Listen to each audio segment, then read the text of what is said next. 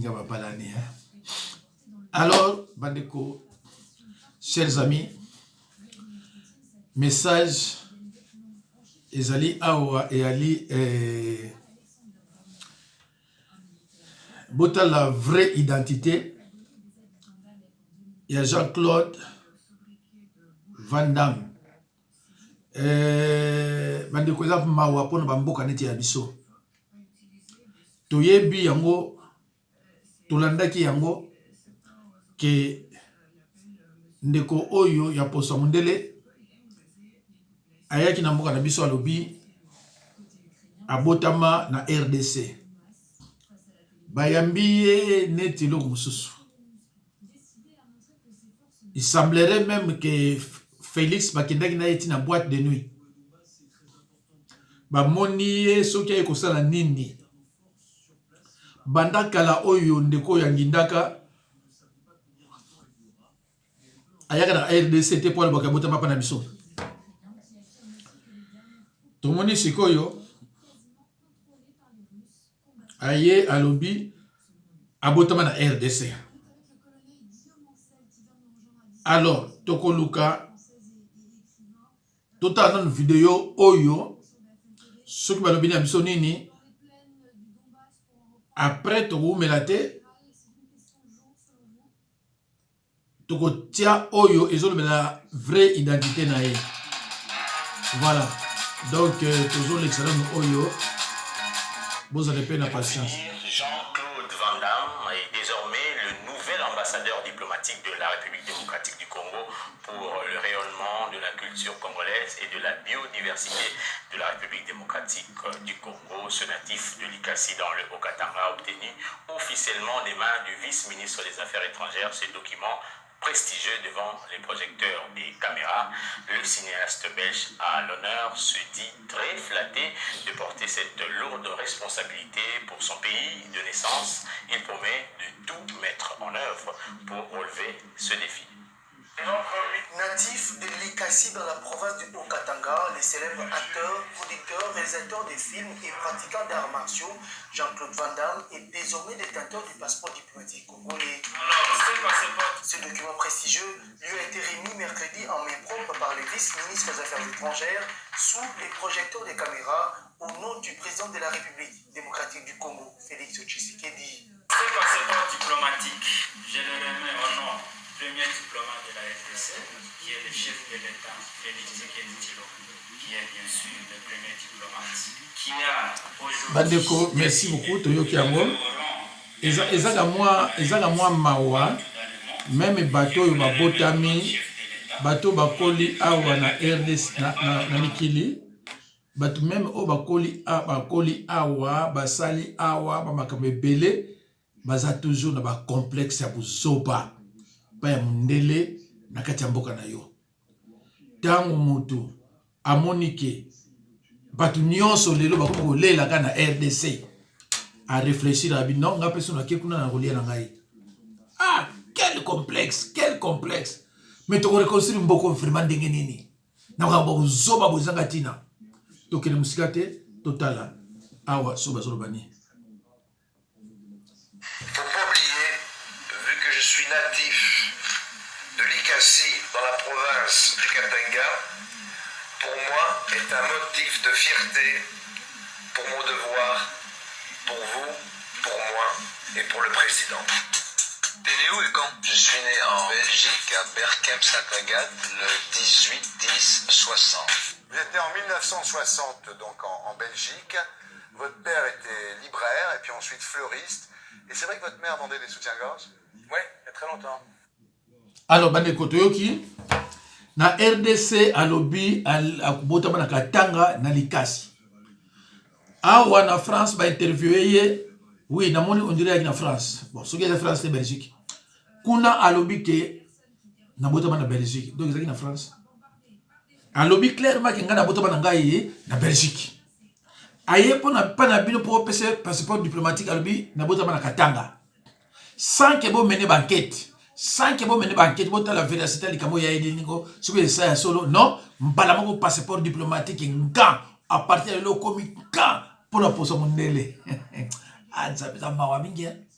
na banzi ba de bomonia ezanga ité tozui botala identité na ye biso to bimisi kaka tolobi te kaza moyibi tolobi te kaza tolobi te botala kaka alobi na bino kuna boye a priori siko faut arrêter a priori faut kangaye mensonge to ba de la ronde ko. Faut pas oublier, vu que je suis natif de Likasi dans la province du Katanga, pour moi est un motif de fierté pour mon devoir, pour vous, pour moi et pour le président. T'es né où et quand? Je suis né en Belgique, à Berkem-Saint-Agathe, le 18-10-60. Vous êtes né en 1960, donc en Belgique. Votre père était libraire et puis ensuite fleuriste. Et c'est vrai que votre mère vendait des soutiens-gorge? Oui, il y a très longtemps. Qu'est-ce que vous ne comprenez pas?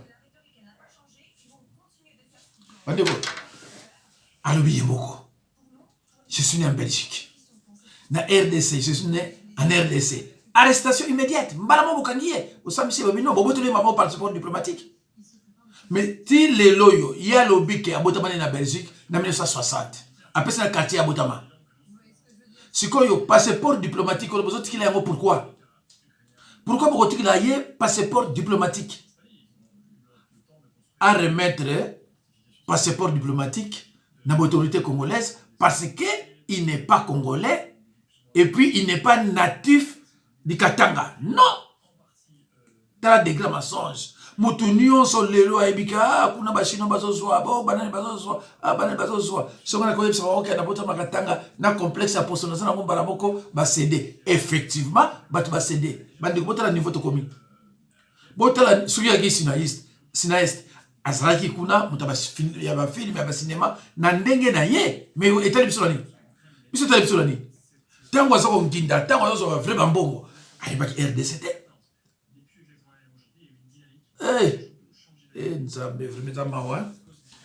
Alors bandeko tokotala toche commentaire ne logo moko toche commentaire na obolana. L'ONU a exprimé son inquiétude et affirme que le processus est illégal.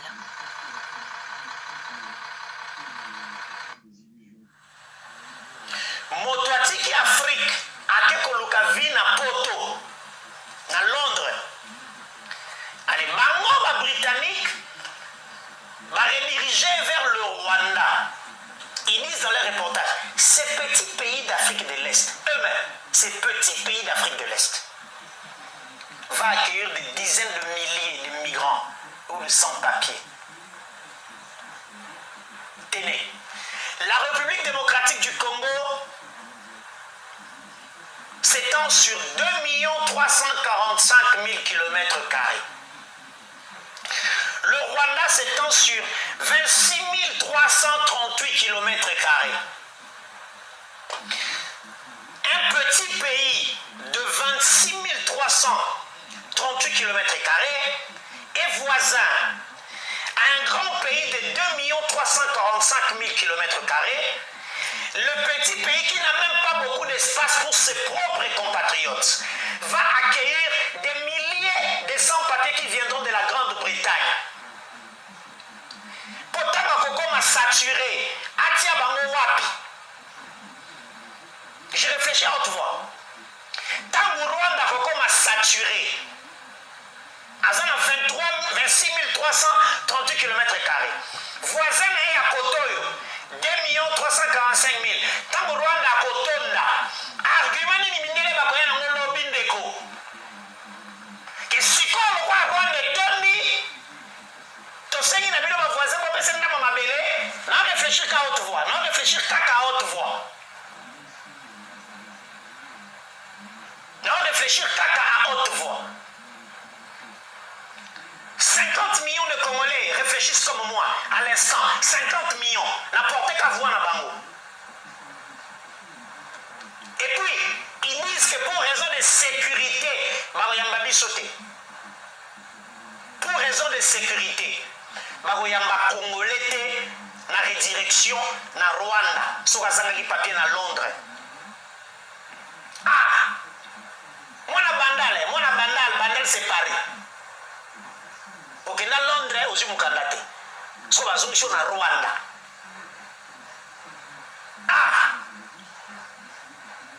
bakonzi mboka totonga mboka s'il vous plaît.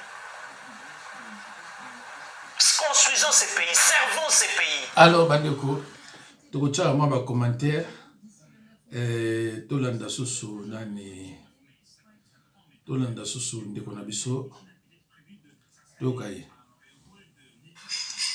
Bonjour à tous. Très grave ce qui est en train de se passer pour la République démocratique du Congo.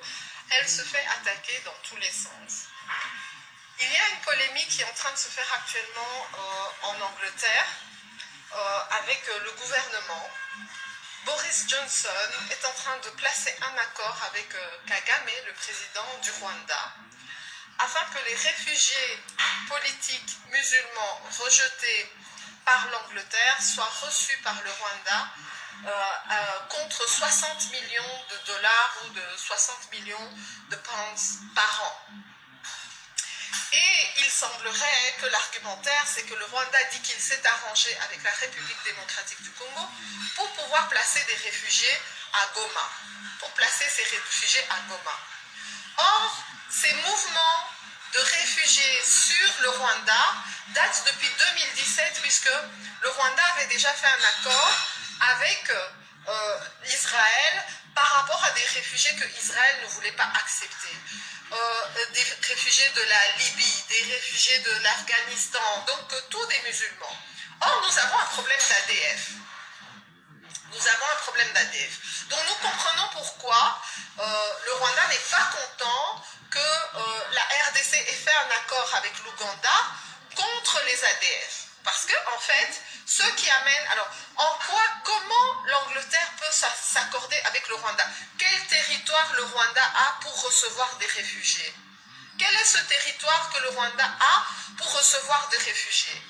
En foi de quoi? Quel est le Parlement congolais qui a donné son accord pour qu'une partie de la terre congolaise accepte des réfugiés musulmans? Ok? Rejetés d'Israël, de l'Angleterre, de partout. Donc, voilà, votre rôle ici, c'est d'empêcher cette histoire-là. Ok? Je vais vous poster une série d'articles. Votre rôle, c'est d'empêcher ça. Okay? Et donc, forcément, si ce sont des réfugiés qui viennent s'installer, ils vont demander une balkanisation. Ils vont vouloir avoir un État musulman au sein de l'Afrique centrale. On aura un État musulman au sein de l'Afrique centrale. Ok? Donc, c'est ça qui va se passer. Ils vont s'associer et ils vont faire un État islamiste d'Afrique centrale. Okay? Et ils vont faire un accord, parce qu'en fait, le Rwanda a commencé à accepter beaucoup de mosquées. Et donc, on va se retrouver dans ce problème-là. C'est à vous de passer le mot. Je poste tous les articles. C'est une polémique. Les Congolais de l'Angleterre sont en train de débattre, écrire aux députés. C'est le rôle des Congolais de toute la terre à l'international. Okay? Ne laissez pas cette histoire arriver. Faites des manifestations, n'acceptez pas. Ne soyez pas distraits par ce qui se passe ailleurs. Ne soyez pas distraits par ce qui se passe à Kinshasa. Pendant qu'on vous distrait, pendant que le Parlement est en train de vous distraire avec le désistement, avec la haine tribale, avec nanana, voilà ce qui est en train de se passer pour la balkanisation. Et les députés n'en parlent pas. Le Parlement n'en parle pas. Le Parlement n'est pas en train de faire la loi électorale, qui est une priorité. Le Parlement a ouvert ses portes et il n'a pas commencé à faire voter la loi électorale. Donc ils vont vers un glissement. Ils ne veulent pas de l'état de siège. Okay? Ils veulent faire un glissement. Ils veulent faire un dialogue, ils veulent faire un glissement et ils veulent scinder le Congo. Ils sont prêts à balkaniser le Congo. Si vous laissez faire, la balkanisation va se faire. Si vous dénoncez, la pression est en train de se faire, c'est un scandale, la pression est en train de se faire en Angleterre, la pression doit se faire partout contre les ambassades anglaises. Mes chers amis, nous sommes fatigués parce que nous avons fait un enseignement à cours biblique. Vraiment, on est fatigué. Bandeko, Rwanda, monene nini Rwanda ezali pour azwa batouana nyonso. Moi, je tiens à vous informer que Tshilombo a signé qui accord wana bangona Kagame. Donc, soki batouana baye bakovanda na Rwanda te basala semblant bakovanda na Rwanda bakangi déjà Goma. Lokola tolobelaki problème ya balkanisation, alo batouana bakofanda kuna attaque ba musulman. Pays ekokoma pays ya ba chrétien na ba musulman. Donc bandeko ngai Tshilombo aza poison moko munene na kati ya mboka na biso. C'est malheureux que les Balouba ne comprennent pas. Donc bango bayebi ke Tshilombo atanga te. Tshilombo bana omela masanga. Tshilombo to manipuler. Ba bana ndima bindimila ndimila. Ya ba mona ke avec Kabila, bon le oui il y a ça Rwandais. Mais oh il y a ça signé ba signature nyonso c'est un Congolais. Bande koza mawa. C'est vrai que travail mon nene osala na Londres na ba Congolais ou baza na Londres pour na ko empêcher ngo mais na lingina rappeler bino longo. Boyoka ki mu benga lobike ba américain ba annuler likambo ngo. Ba américain baza na droit ko annuler ngo te. Parce que les arrangements entre État et État. Ça ne concerne pas l'ONU. L'ONU est côté. Pourquoi? Et ça, Grande-Bretagne, na Rwanda, Bayokani. Allez, bazui Félix Siko, ba cotissier, il n'est pas signé que Soubaye ba okota. Bande que faut voyer ba kina Est, kuna, côté on a nyonso. Et ça a déjà balkanisé. Surtout, la balkanisé na habité. Et puis, na rappela kabino ke, ba sénateur, ba ministre, ba député, Moutasala Gazati. Les Camerounais ont dit que les Calais, Batasala Barati. Dans la première sur le Cameroun, on dit que Fayoulou, Mouzitou, les politiciens congolais ne comprennent rien. Parce que les politiciens congolais kolobeleki trop. Batouana bazana plan ABC. Plan A, Baché Tshilombo. Si vous pouvez concrétiser plan B, il faut que vous ayez le baganini. Vous avez remarqué que non, vous avez élection. Or, si vous avez le côté élection, vous avez populaire, et zanani, et ça fayoulou. Bien, élection, tout le monde de côté. Tshilombo a un bon travail, à quoi qu'il a 10 ans. Bon, pour notre constitution, le biboye, tout contraire, tout le cas, dialogue. Tant de bazo binisa, tant de bazo binisa. Bazui placer ba bombi, plan de bazo tala babi. Fayoulou aza tel. Yana yebisa bino bande konangai.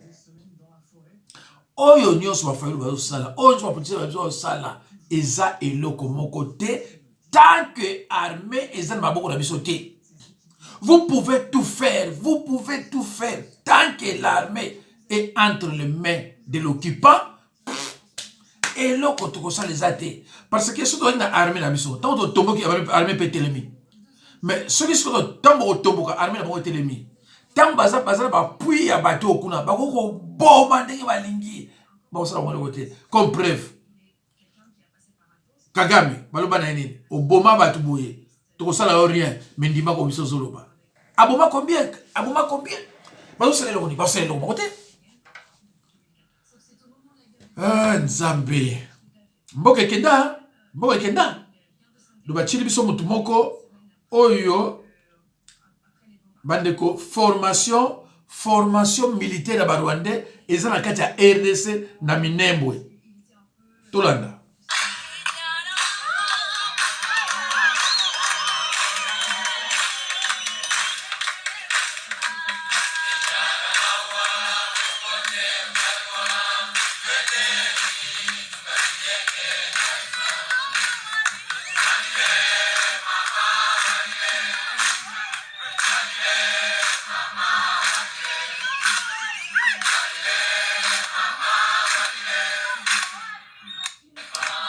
Alors, bandeko bomoni, armée rwandaise, bana bazozwa formation militaire na Minembwe. Minembwe za wapi? Minembwe za na kati ya RDC. Basi bazwa kote kuna. Bo tala groupe bazali, biso za na armée te. Soki balobi bakoma tina Kinshasa bakoma parce que za na armée te. Donc armée oyo yo na Lexibino, na armée ya RDC eza armée moko. armée oyo na armée oyo na RDC na Kinshasa kuna eza armée moko. Donc ceux qui va encercler RDC likambo esili parce que bino nana obundisa bino armée bozana armée te o so mon moi général moko ya nini ya congolais azana étiquette bon mona ka colonel ya congolais azana étiquette azana likambo lobate basuka place mo boy alatika grade wana mais so comme na makamba mboka balongola kaye azana droite. Alors, si quand il va politicien na bino, ba mona kala bango te que problème c'est l'armée. Ba mona kate, ba faille ba ba mbandaka, ba okino ko le qui ça l'air pour rien. Tamo lemba pe mesalio, ba ebiso que élection za to sani. Tamo ebiso que non élection za na moto osani. De toute façon, on a gouvernement te, osani oni. Ba bina yo monsieur, tozo que na dialogue élection za te. Si vous passez à Pam, c'est pour ça que je vous ai dit que les politiciens congolais, tous sont des néophytes. Et l'autre côté. Et l'autre côté, il y a un tika ko le bakoma batouana parce qu'il y a servi n'a rien. Yo moto na bakoma batouana sont zo kanga tika. Donc comme déjà kalaté zo comme en juin, en avril, mai juin. So donc on a joué to comme en 6 mois. 6 mois et au 6 mois to comme en décembre après 2023. Biloko ba élection et quoi aux NDC bandaki mais rien. Mais si vous avez une élection, balobi ki kozala. Si vous avez une caméra zali, Kabila zali, Olive zali. Bazongi le pouvoir. Bazongi le pouvoir.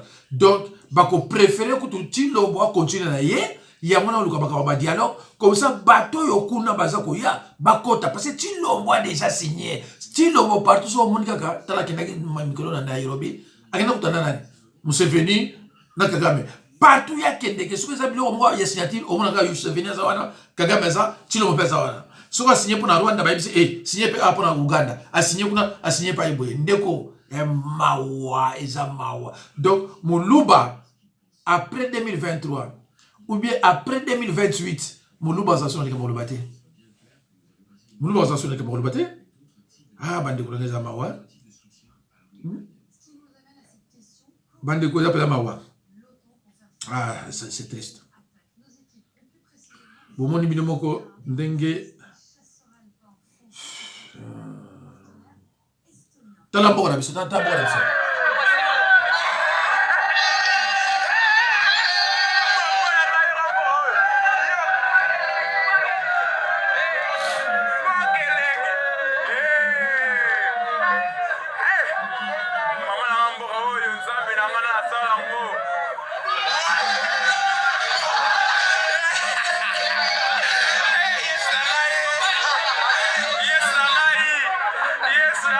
Alors bandeko na mboka soko moni basoda bango na bango bakomi ko bunda boy na nzela c'est fini mboka kufi po o wana ba policier te baza ba soda oyo bakofanda kana camp ba de wo moni ba wana na minduki te so moni ba wana minduki masa c'est ça te wana de ba soda na biso donc baza na minduki te so moni ba minduki masa c'est ça te ils sont comme ça salaire rien quoi.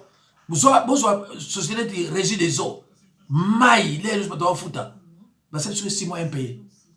Dans un bureau, monsieur Belé a tellement allumé mon attention. Bah, impayé document. Moyen. Bah, tu vas voir, bon, on a, ma député, ma sénateur, ma ministre. Et les ministres ne font rien. Parce que Mboka, oh, ma ministre, bah, ça là. Mais vous remarquez que, mais oui, mais Kuna, ils ont là-bas, banani, bah, commissaire des ordres, bah, gouverneur. Pas sénateur. Bah tout sur longtemps ba dikonanga. Muta travailler ça na été.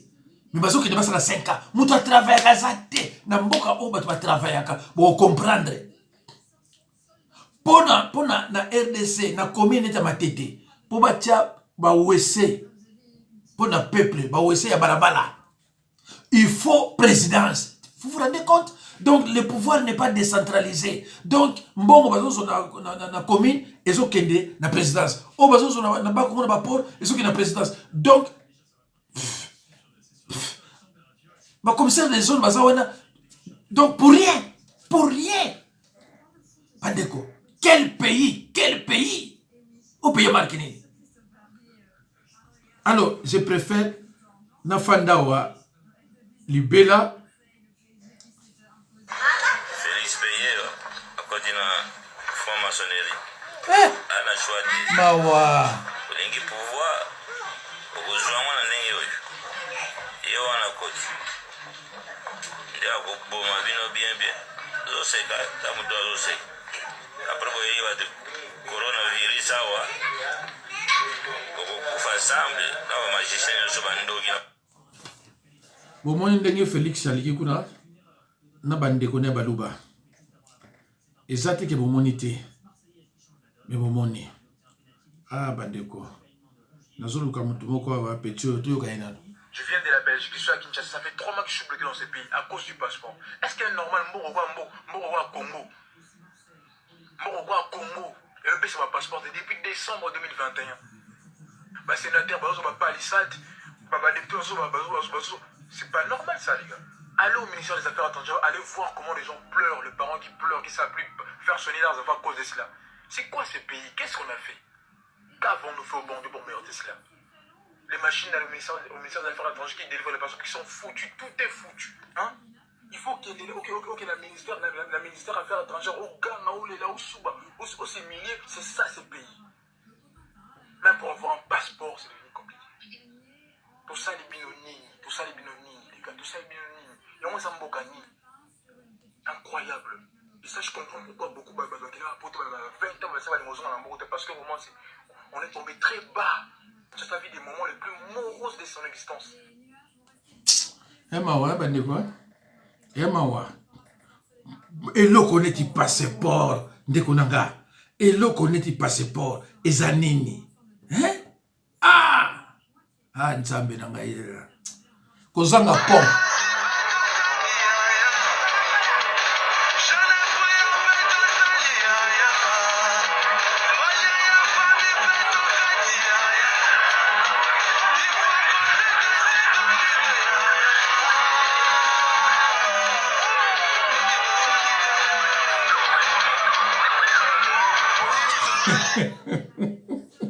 Comme ça, on dirait le couteau. Pour na kozanga pont, mutuka faut nous traverser na mai. Et ce que nous bandeko, pour na kozanga pont, na 58 millions, oyo caméra yibaki. Beaucoup ça la pont place on a, mbongo tika na on est 35 millions. Et tika na on est 40 millions. Mais peut-être 45 millions tika na ngo. Pour na pont, na pas boyo ko ninga lobi, pour na passeport. Moi, en tant que Français, identité et bungaki, passeport et bungaki. Mais tant on a qu'un afandi, n'a pas son papa va tirer au salati, bah benga, mais c'est une abandon c'est fait. N'a qu'il a retiré, on 101 francs, 101 francs. N'a fait n'andaku. N'a fait n'andaku. Pour l'élection, tu connais quelqu'un a voté parce que n'a l'ingité n'a voté au deuxième tour. Mais bandeko, n'a fait ni mikanen sur Yelinga n'andaku. C'est ça, awa. Mikanen sur Yelinga awa. Tellement pas quelqu'un qui est belé là-bas. Cette fois-ci, n'a aucune pas obligation obligatoire. N'a aucune deuxième tour entre Le Pen et Macron. Ah, Nzambe nangaye. Ah, baluba. En tout cas, bilo muso yali, mais nako sortir à moté parce que elle est. Ils étaient nombreux, les Tutsis, à venir de 3 coins de la province du Nord Kivu pour participer aux élections de la mutualité de leur communauté. D'abord, les élections territoriales, notamment un secrétaire exécutif et son équipe pour le Massissi, le Nyiragongo et les Rutshuru. Après quoi, ceux-ci ont procédé à leur tour à voter le comité provincial de la mutualité de la communauté Tutsi. Au poste du secrétaire exécutif provincial, David Karambi a énormément emporté sur Kamandi Emmanuel par 19 voix contre 8. Alors, wana boyoki Batuti nakati RDC. Batuti nakati RDC. Voilà. Bayembi hymne national. Hymne national lango boyoki yango. Sasa toke baluba. Bakasai. Banakabula naka ma diplôme. Uko compétent, ushike compétent atakuangaje. Kujiba angaje. Akikutanisha tu ndugu yake, eko pale. Ata shina na diplôme, ata shina na capacité ya kurefléchir ni intellectuel, Kasai ataweka ndugu yake. C'est très mauvais. Mon gars, pour ma justice, pas tout le monde condamné. Pour rien, parce qu'on a pris un baba to chaque funda masomo, à la quoi parler la orgueil yake. Allez, tout peut mouler mon cacho. Moi engage moi que mon cacho. Parce que Bakasai boka jiabo ni magouille. Bakasai barekalaka na ide pas ya moya iku trop prononcé. Ya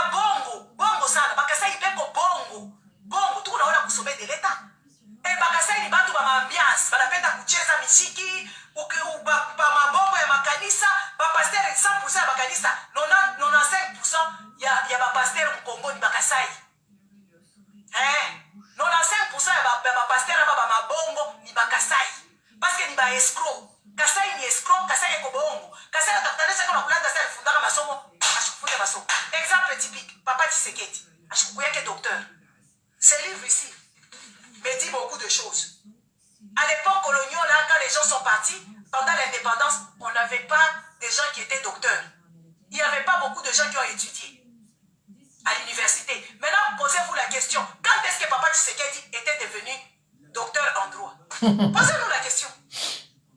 Posons-nous la question. Donc, c'est une chose typique Yabo. Bon, si on peut te divertir, on dit oh, état de siège. Par exemple, comme état de siège, tout le monde a Tshisekedi dans ma fête.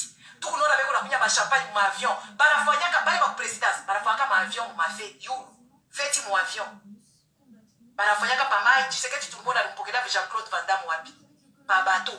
Il est ça qui en état de siège. C'est des gens qui n'ont pas de gènes. Ils ont un truc très méchant, trop prononcé. Les Bakasai. Bongo. Ingérence. Autour on est bio, on a représenté chaque tribu, tout non, chaque province. On voit les lacunes, les seules personnes. Même à l'époque ancienne là-bas. Mais même à l'époque ancienne, Kasavubu, c'était un bon gestionnaire. C'était un monsieur qui parlait de choses réelles. Et bah, comme on va la vie. Mais qu'on a droiture. Oui, il faut tout mieux les aider. Il faut tout savoir la vérité. Tout le monde a attaché à pas tout le monde dans ma réunion. Mais il y a ma vérité. Et même quand on va dans les réunions avec d'autres